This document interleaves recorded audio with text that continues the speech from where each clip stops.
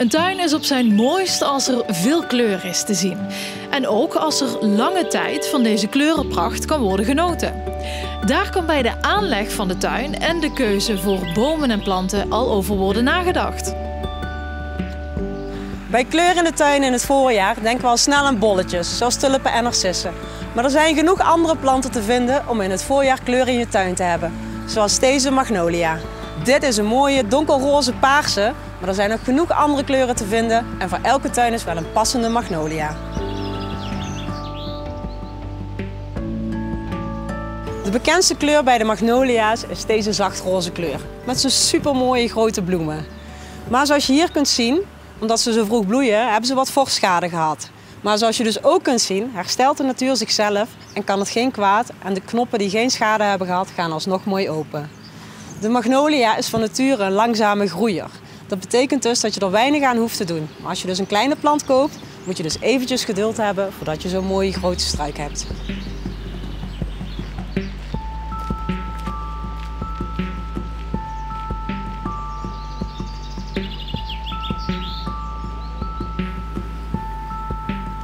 Helaas is dit geen geur-tv, maar deze Viburnum Burkwoodii ruikt heerlijk.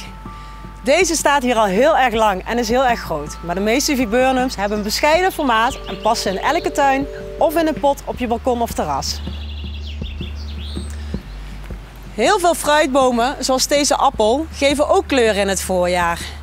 Dit is niet alleen leuk voor ons om te zien, maar ook voor hommels, bijen en vlinders.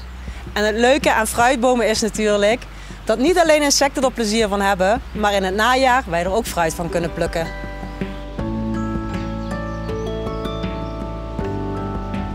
Als je nu bomen en struiken hebt geplant, heb je vast en zeker nog plek over. Dan zijn vaste planten en bodembedekkers de ideale oplossing om je tuin wat meer aan te vullen en kleur te geven. Hier zien we meteen twee van mijn favorieten. De Brunnera, het Caucasisch vergeetmenietje, en de Vinca, de maagdenpalm. De Vinca blijft lekker laag en is een ideale bodembedekker. Dit is de Brunnera, een ideale vaste plant waarvan de bloemen op een vergeetmenietje lijken.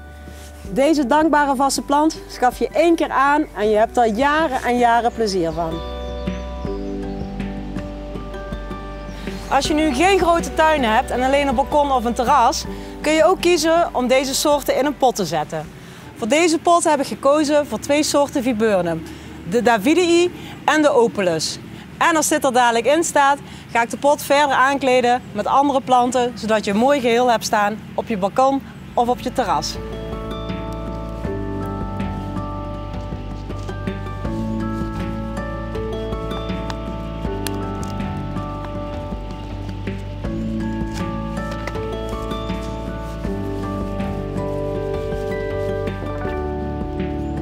Deze pot is nu klaar en zal echt een aanwinst zijn op je balkon of terras.